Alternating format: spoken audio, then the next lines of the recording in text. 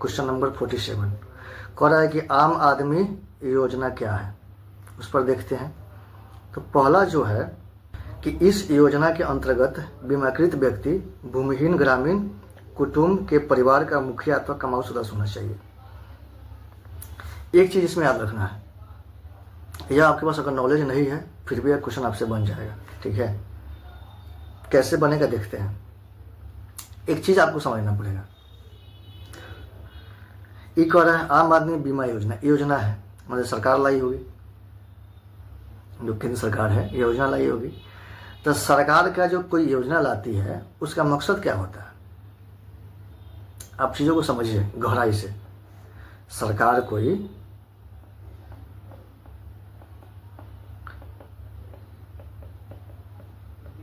योजना लाती है, उसका मकसद क्या होता है। तो योजना का जो पहला मकसद होता है ना, वोट बैंक। वोट बैंक, गरीबी गरीबों का उद्धार करना नहीं है उसका, क्योंकि इतने सालों से सरकार चल रही है और सबका एक ही लक्ष्य है, गरीबी हटाओ। लेकिन किसी से भी गरीबी हट नहीं रहा है, बेरोजगारी खत्म हो नहीं रहा है, शिक्षा व्यवस्था सुधर ही नहीं रही है। तो बस कहने के लिए है, कागजी रूप से जो चीज़ें होती है वही है, लेकिन रियलिटी में ऐसी चीज़ें नहीं है।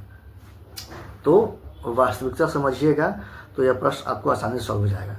तो किसी भी योजना का बस मुख्य मकसद होता है सरकार का वोट बैंक, ताकि अगला बार जब चुनाव हो तो लोगों को ज़्यादा से ज़्यादा हम वोट बैंक प्राप्त कर सके, गिनवा करके कि हम आपके लिए यह योजना लाए थे, आपको इतना इतना लाभ हुआ चीज़ें। दूसरा काम क्या होता है ना, प्राइमरी तो होता है वोट बैंक, और सेकेंडरी काम होता है आपको उस योजना का लाभ मिलना, अगर यदि मिल पा रहा है तो जब प्राइमरी काम है वोट बैंक, तो कोई भी योजना में लाएगी सरकार तो यह सोचेगी कि ज़्यादा से ज़्यादा चीज़ों को कवर करना।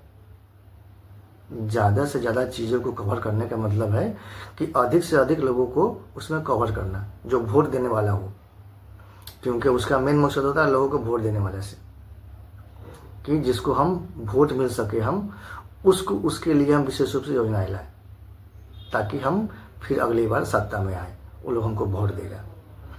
तो यहाँ पे इस चीज़ को समझनी होगी। कथन नंबर जो 2 कह रहा है ना, बीमाकृत व्यक्ति 30 से 65 वर्ष की आयु का होना चाहिए। 30 से 65 कह रहा है। वोट देने का अधिकार कब से कब तक था, मत देने का अधिकार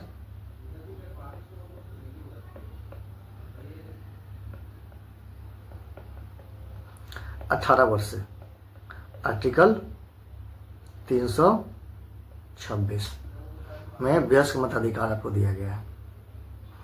तो 18 वर्ष से वोट देने का अधिकार है। तो वह 30 वर्ष से क्यों लाएगा भाई, 18 वर्ष से क्यों नहीं लाएगा वो, क्योंकि 18 वर्ष से लाएगा तो 18 वर्ष के लोगों का भी इसमें क्या होगा, फायदा होगा। जब उसको भी यह लगेगा कि हाँ हमारे लिए योजना आएगी, तो सरकार क्या करेगी, वोट देगी वो। इसलिए सरकार सोचती है कि अधिक से अधिक लोग कवर हो, ताकि मेरा वोट क्या हो, मजबूत हो, अगली बार हम फिर सत्ता में आए। तो इसीलिए यह कथन हमारा गलत हो जाता है।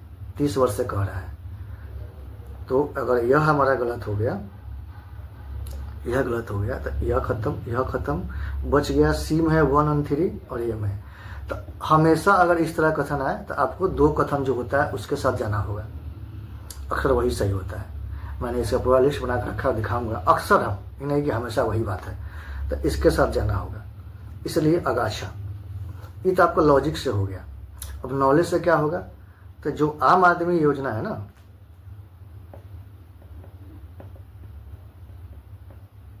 आम आदमी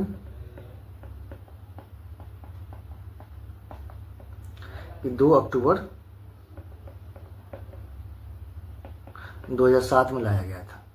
तो इसमें लाया गया था तो क्या था कि जो ग्रामीण और भूमिहीन है, कौन, ग्रामीण और भूमिहीन, जिसके पास जो गांव के हो और जमीन ना हो, तो उसमें जो परिवार के कोई जो सदस्य है कमाने वाला हो, जो मुखिया हो, उसको बीमा कर देता था, बीमाकृत कर देता था, उसको पैसा वैसा मिलता था। अच्छा, ये था पहला। तो जो मुखिया हो, किसका, परिवार का, परिवार का जो मुखिया या कमाने वाला हो, उस व्यक्ति का बीमाकृत कर देता था। और उसके जो दूसरा था कि जो कोई बच्चे हो और एज कितना था? एज 18 वर्ष से लेकर के 59 वर्ष तक। ठीक, अच्छा।